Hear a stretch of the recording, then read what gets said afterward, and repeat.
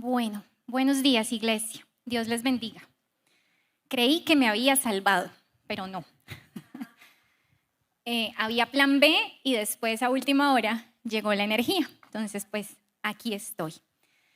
Dicen que la tercera es la vencida. Esta es mi tercera oportunidad trayendo el mensaje del Señor para ustedes. Espero que si hay una cuarta, entonces pues ya no tenga tantos nervios. Como es costumbre, antes de iniciar, quiero pedirles que por favor me acompañen con una pequeña oración. Amado Señor, te damos gracias, Padre Celestial, por este tiempo, por permitirnos estar aquí en tu casa reunidos alrededor de tu palabra. Yo te pido, Señor, en el nombre poderoso de Jesús, que seas tú tomando el control de todo lo que vamos a hablar en tu nombre y que sea tu Santo Espíritu tocando cada corazón, transformando cada vida, para que el propósito que tú tienes se cumpla, para que la palabra se siembre, Señor, y dé fruto al 100% como tú lo estableces. Yo te pido que tu Espíritu Santo me inspire para hablar de manera fiel, para que seas tú poniendo cada palabra en mi boca y no sean mis pensamientos sobreponiéndose a tu verdad. Quedamos en tu presencia y en el nombre poderoso de Jesús te damos la bienvenida, Santo Espíritu de Dios. Bueno, el título del mensaje de hoy es Un cofre de madera. Y quiero empezar contándoles una historia de la vida real. Hace un poco más de 15 años, yo atravesé por lo que hasta ahora ha sido el momento más difícil de mi vida.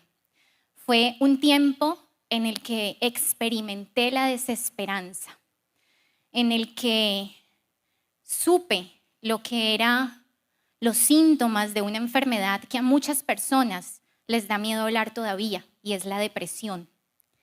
Fue un tiempo en el que no tenía sentido vivir, en el que me levantaba cada mañana anhelando que ese fuera el último día de mi vida. Tuve pensamientos suicidas y todo eso lo afronté con las herramientas que tenía a mis 19 años y sin conocer verdaderamente al Señor. Recuerdo que en esa época una noche tuve un sueño y en ese sueño yo veía un cofre de madera. Y cuando me acercaba a abrirlo, en ese cofre estaba mi corazón latiendo. Recuerdo que tuve mucho miedo en ese sueño. Y lo primero que hice al levantarme en la mañana siguiente fue llamar a quien se había convertido para esa época en mi apoyo incondicional. Era una amiga de la universidad, Gaby.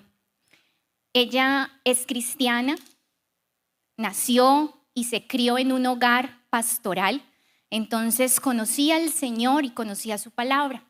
Cuando yo le conté el sueño, ella me dijo que el rey Salomón, en uno de sus proverbios, había escrito que sobre toda cosa guardada debíamos guardar nuestro corazón, porque de ahí mana la vida. Y yo no entendí nada. Es más, ni siquiera sabía que existía el verbo manar. Entonces yo decía, ¿cómo así? Yo mano, tú manas, él mana, nosotros manamos. No entendí. Pero ese sueño se quedó en mi memoria y me acompañó por mucho tiempo, sin entender lo que significaba. Muchos años después entendí que lo que el Señor me estaba diciendo era que Él estaba teniendo cuidado de mi corazón y que en su amor y en su misericordia había decidido guardar mi corazón en un cofre para que no fuera a ser contaminado por el odio, la amargura, el resentimiento, la falta de perdón a la que estaba expuesta en medio de esa circunstancia que estaba viviendo. Y Él decidió guardarlo porque tenía algo para mí.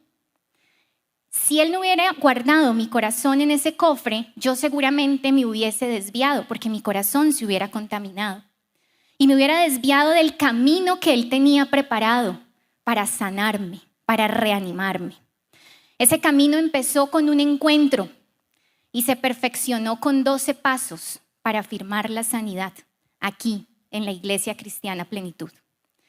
Por eso también quiero en este momento invitarlos, si hay alguien aquí que no haya asistido a nuestro encuentro, invitarlos a que tengan esa oportunidad de encontrarse con Jesús cara a cara, de darle la oportunidad de que Él entre a restaurar sus corazones, a sanar sus heridas, a llenar sus vacíos.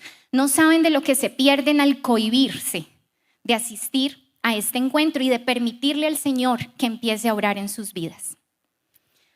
De la mano con esto también quiero contarles que la semana pasada escuché una entrevista. Y en esa entrevista se le indagaba a un periodista que se llama Andrés Oppenheimer. Él es un periodista latinoamericano que recientemente ha lanzado un libro que se llama Cómo salir del pozo. Y en ese libro él relata o describe un estudio que hizo una encuestadora donde a 137 países le preguntó a sus habitantes, pues a un porcentaje, si eran felices o no. Y encontró que entre el 24 y el 33% de las personas son infelices y viven insatisfechas con su vida. Tienen depresión, ansiedad, preocupaciones, no les gusta su trabajo. Y él también manifiesta, yo no me he leído el libro, solo escuché la entrevista, manifiesta que en el libro él hizo un estudio en esos mismos países y encontró varias estrategias para encontrar la felicidad. Y quiero mencionarles 3 que me llamaron la atención. Primero, los estados están haciendo encuestas, censos para ver si la gente es feliz. Y me imagino yo que a partir de ahí, pues, proclamar políticas públicas para que la gente sea feliz. En las empresas, las organizaciones también están preocupadas por la felicidad de la gente. Y hay empresas en donde hay un departamento de la felicidad. Y a alguien le pagan por ser el jefe de la felicidad. O sea, idearse cosas para que la gente sea feliz. Pero la que más me llamó la atención es esta. En India, a los niños, todos los días les dan una clase acerca de la felicidad. Les enseñan a ser felices, con meditación, con yoga y con todas esas cosas. Y mientras yo escuchaba eso decía, bueno, el mundo está envuelto en una infelicidad, pero las soluciones que busca el mundo son realmente complejas. Estudios científicos, experimentos, ensayos filosóficos, y se olvidan de lo que el salmista dejó escrito. Tú cambiaste mi lamento en baile. Me cambiaste la ropa de luto y me vestiste de alegría, para que yo te cante alabanzas y nunca me quede callada. Por eso por siempre te daré gracias. Nosotros, los hijos de Dios, tenemos la felicidad a la puerta de nuestro alcance. Jesús es la respuesta para llenar esos vacíos, para sanar esas heridas. Un corazón enfermo puede ser reanimado y resucitado en las manos del Señor. Jesús es la respuesta para los corazones tristes y desolados. Pero entonces, ¿qué es el corazón a la luz de la palabra? Lo primero que encontramos es que el corazón es el centro del ser humano.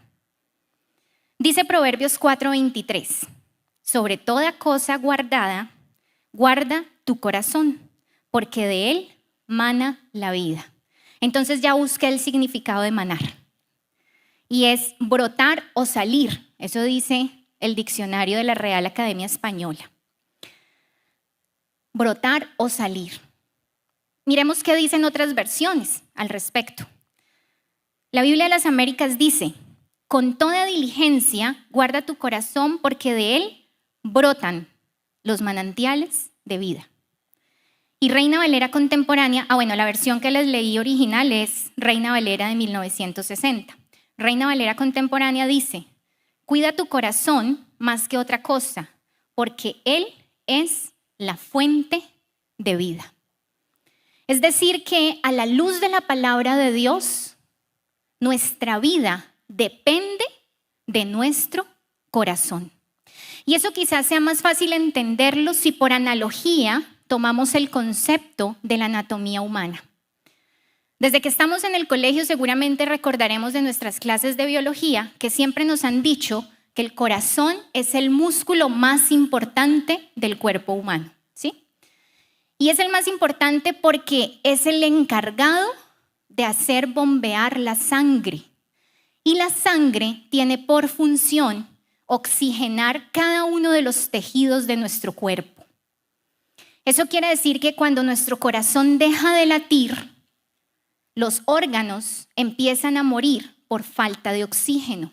Y el primer órgano que deja de funcionar es el cerebro. Entonces miren cómo realmente nuestra vida depende de nuestro corazón, desde la anatomía. Si pensamos en la perspectiva espiritual, entonces tenemos que entender las enseñanzas bíblicas y recordar lo que Jesús le dijo a sus discípulos y que el evangelista relató. Lucas 6:45 dice: el hombre bueno del buen tesoro de su corazón saca lo bueno, y el hombre malo del mal tesoro de su corazón saca lo malo, porque de la abundancia del corazón habla la boca. O sea que a la luz de las Escrituras y bajo lo que Jesús nos enseñó, en el corazón están ¿qué? Nuestros pensamientos, nuestras emociones. Lo que significa que de acuerdo con esos pensamientos y emociones, asimismo va a ser el rumbo de nuestra vida. O sea que del corazón mana la vida. Del corazón depende lo que somos y lo que hacemos. Perdón. Si una persona tiene en su corazón resentimientos, amarguras u odios, va a hablar siempre desde el enojo, va a hablar siempre desde la ira, va a estar quejándose por todo, va a estar juzgando, criticando, va a tener comportamientos hostiles, comportamientos agresivos. Pero al contrario, si una persona tiene un corazón sano, un corazón en donde habite el Espíritu Santo, será una persona que vivirá con gratitud. Una persona que sin importar las adversidades de la vida, va a tener siempre el gozo de la presencia del Señor. Tener a Jesús y el Espíritu Santo con nosotros no nos garantiza una vida sin problemas, pero sí nos garantiza una perspectiva distinta. Nos garantiza levantarnos cada mañana con alegría, porque sabemos que tenemos a un Dios todopoderoso que está teniendo cuidado de nosotros. Recuerden además que el corazón alegre hermosea el rostro. Entonces, una persona alegre va a ser una persona bonita, que va a reflejar en su rostro, a través de su sonrisa, la presencia del Señor en su vida.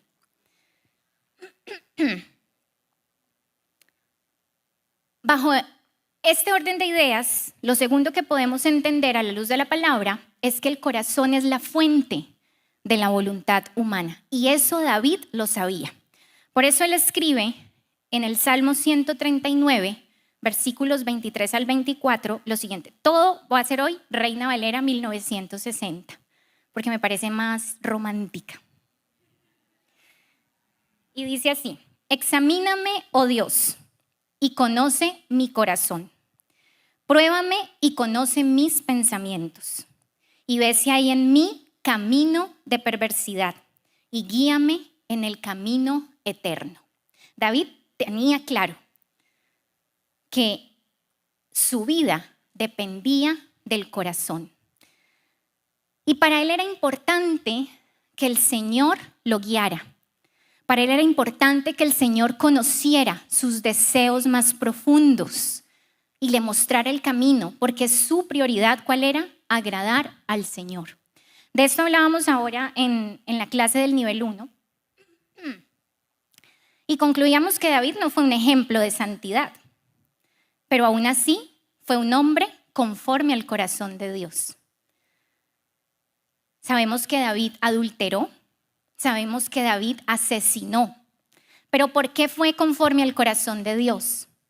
porque David siempre tuvo la disposición para arrepentirse.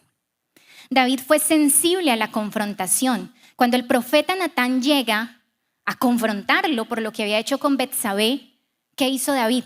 Escribir el Salmo 51. Y si lo recuerdan, es un salmo hermoso, donde David se rinde ante el Señor y reconoce su humanidad, pero también reconoce que lo necesita para ser mejor. Fácilmente David, siendo el rey, podría haber mandado a Natán, quién sabe a dónde, pero no. Él estaba dispuesto a confrontarse y estaba dispuesto en humildad a rendirse ante el Señor. Por eso la Biblia dice que fue un hombre conforme al corazón de Dios. Con esto David nos enseña que en el corazón está el inicio de nuestra voluntad. Nuestro corazón nos lleva a tomar decisiones, nuestro corazón nos lleva a determinarnos en la vida. Y todo lo que hagamos va a partir de lo que ahí tengamos guardado, de esos pensamientos, de esas emociones que están ahí en el corazón. El corazón también entonces es línea directa para la comunicación con Dios.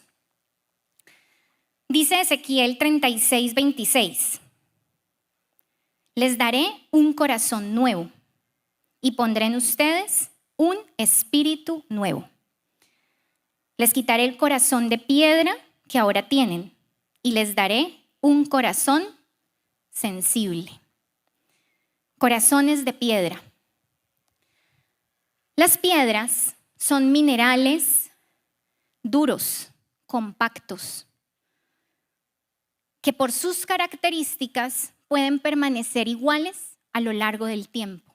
O sea que no es gratuito que el Señor compare los corazones que no lo conocen con esos corazones rígidos, con esos corazones tercos, corazones impenetrables. Yo no sé si ustedes conozcan personas con ese tipo de corazón o si usted sea una de esas personas. Apáticas a la palabra del Señor, insensibles al mover del Espíritu Santo, pero personas también rebeldes, guiadas por su propio parecer, sin escuchar la voz de quien quiera guiarlo por el camino correcto. No obstante, el Señor nos promete a través del profeta Ezequiel que ese corazón de piedra va a ser cambiado. ¿Por qué? Por un corazón sensible. Pero antes de eso, ¿qué dice el Señor?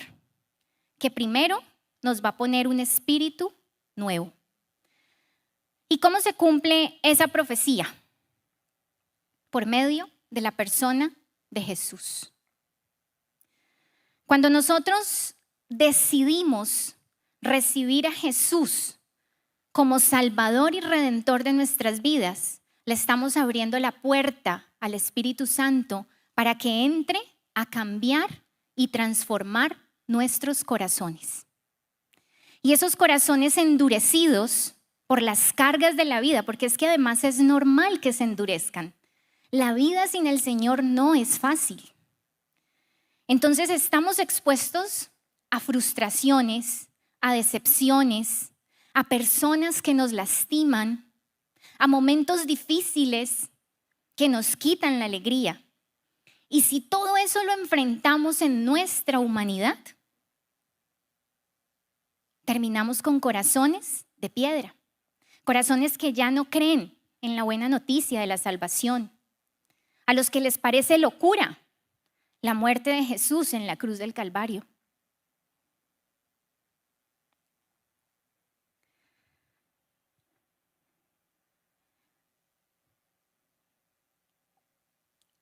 Al inicio de este mensaje, yo les hablaba de la vieja Lorena, esa joven adolescente que por la ausencia de Dios en su vida tomó malas decisiones.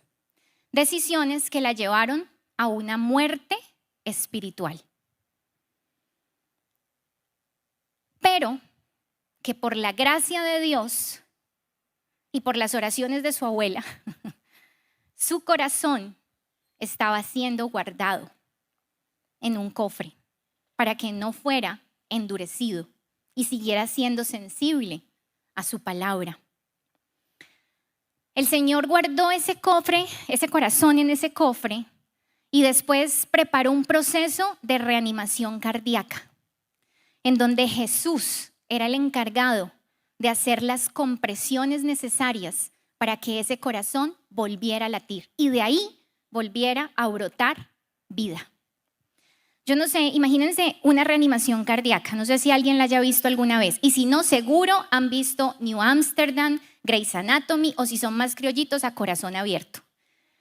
Y ahí hay reanimaciones cardíacas, donde esos profesionales de la salud se abalanzan frente a esa persona ya sin vida y hacen las compresiones esperando que ese corazón vuelva a latir. Exactamente eso hizo Jesús con mi corazón. Y eso mismo está dispuesto a hacer con todas aquellas personas que le entreguen su corazón y que quieran ser reanimados a una nueva vida. ¿Qué es lo único que hay que hacer? Entregárselo. Cuando yo fui reanimada por Jesús, tomé una decisión y fue entregarle eso que él había cuidado. Si él cuidó mi corazón, había sido por algo. Entonces, ¿qué era lo mínimo que yo tenía que hacer? Recompensarlo y entregarle ese corazón. Pero ¿qué significa entregarle mi corazón al Señor? Muchas cosas, y aquí me puedo quedar hasta las 5 de la tarde. Pero en esencia, darle mis pensamientos, darle mis emociones, para que sea Él el que controle mi vida, para que sea Él el que determine mi rumbo, para que no sean mis opiniones, para que no sea mi voluntad, para que no sea lo que yo quiero, lo que yo anhelo, lo que yo deseo, sino lo que Él tiene planeado para mí. Y eso no me da miedo, porque yo creo a la luz de la palabra que los pensamientos del Señor para mi vida son aún mejores que los que yo pueda tener. Y eso me da la confianza de poder entregarle lo que siento, lo que necesito, lo que anhelo y lo que deseo. Pero entregarle mi corazón al Señor también es entregarle mi vida entera.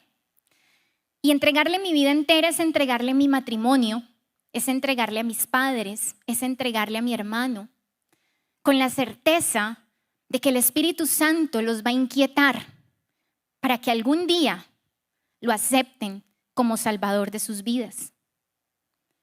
Cuando yo le entrego mi corazón, le entrego esas preocupaciones frente a las que en mi humanidad no tengo nada más que hacer sino orar.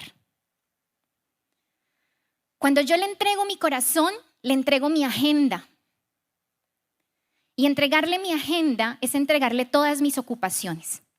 Antes de yo servir en la iglesia, trabajaba de lunes a lunes. Y el tiempo no me alcanzaba. Sigo en el mismo trabajo y aquí estoy, un domingo. Y ya no trabajo ni sábados ni domingos. Y tengo tiempo para servirle al Señor. Tengo tiempo para preparar la clase el sábado en la tarde y venir aquí el domingo en la mañana. Tengo tiempo para preparar estas prédicas que me están dando el privilegio de dar. Y me toma tiempo y se las mando al pastor y me la vuelve a mandar a hacer. Entonces, más tiempo. Tengo tiempo para las personas que me ponen a orientar y acompañar desde nuevos comienzos.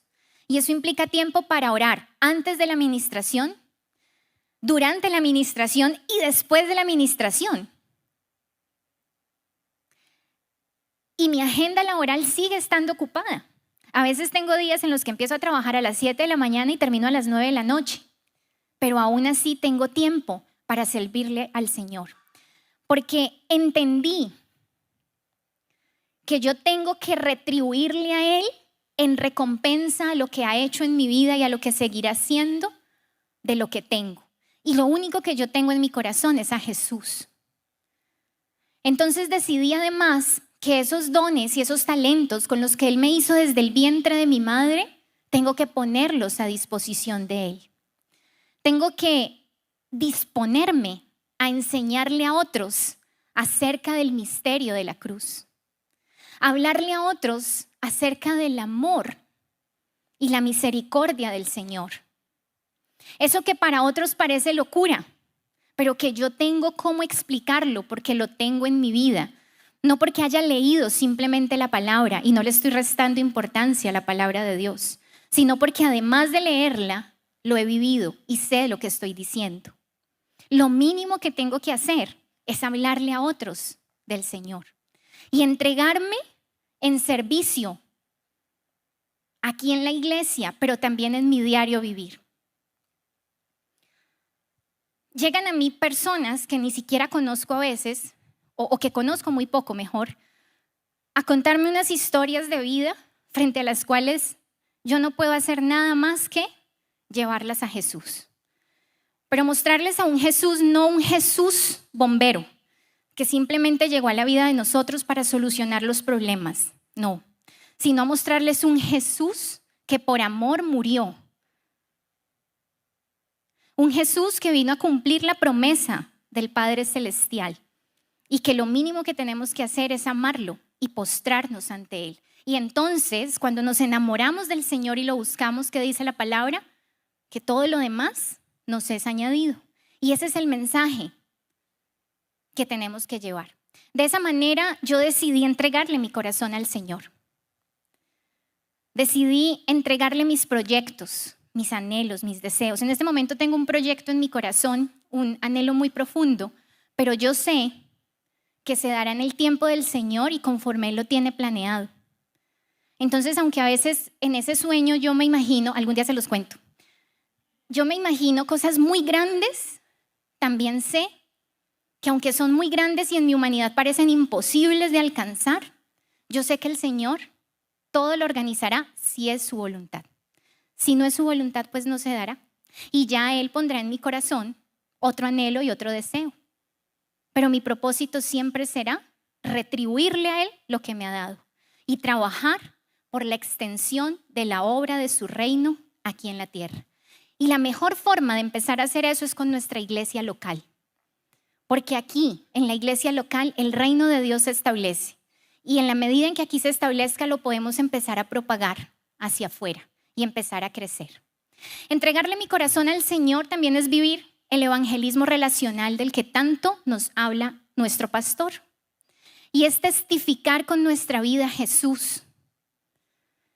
Es vivir de tal manera que nos pregunten por Jesús. Es llevar el aroma de Jesús a donde vayamos. Es marcar la diferencia.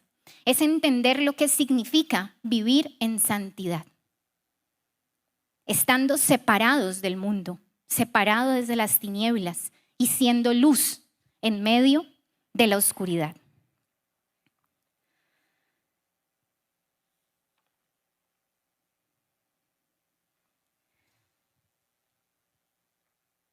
Entregarle el corazón al Señor es disponerme a ser un instrumento en sus manos para reanimar los corazones paralizados de otras personas, de quienes han estado muertas espiritualmente, así como lo estuve yo en algún momento. Entonces, el mundo está inundado de infelicidad, pensamientos suicidas, estrés, ansiedad, depresión, preocupaciones, son los síntomas de un corazón enfermo. Y a la luz de la palabra de Dios, entendimos que el corazón es fuente de vida, que de ahí mana la vida, así como anatómicamente también es fuente de vida. Por lo tanto, la invitación es a lo siguiente. Primero, entendamos que en nuestro corazón están nuestros pensamientos y emociones. ¿Qué tenemos ahí guardado? ¿Qué está corriendo por nuestro cuerpo? El corazón bombea sangre, pero también bombea pensamientos y emociones. ¿qué corre por nuestra sangre? Y espiritualmente, ¿qué hay en nuestro corazón? Es el centro de nuestra vida. Segundo, si tenemos cuidado de eso que ahí está guardado, el rumbo de nuestra vida será orientado a través de la guianza del Espíritu Santo. Porque nuestro corazón determinará nuestras decisiones. Nuestro corazón guiará nuestros comportamientos para que honremos y glorifiquemos al Señor. El corazón es la fuente de nuestra voluntad. Y tercero, el Señor está dispuesto a cambiar nuestros corazones y hacerlo sensible para que tengamos comunicación directa con Él. Dice Jeremías 31:33 que el Señor nos promete escribir sus mandamientos en el corazón de su pueblo. ¿A cambio de qué? De que lo reconozcamos como Señor y Dios. Pero para llegar a reconocer a Dios como Señor y Dios de nuestras vidas, nuestro espíritu tiene que ser cambiado a través del Espíritu Santo.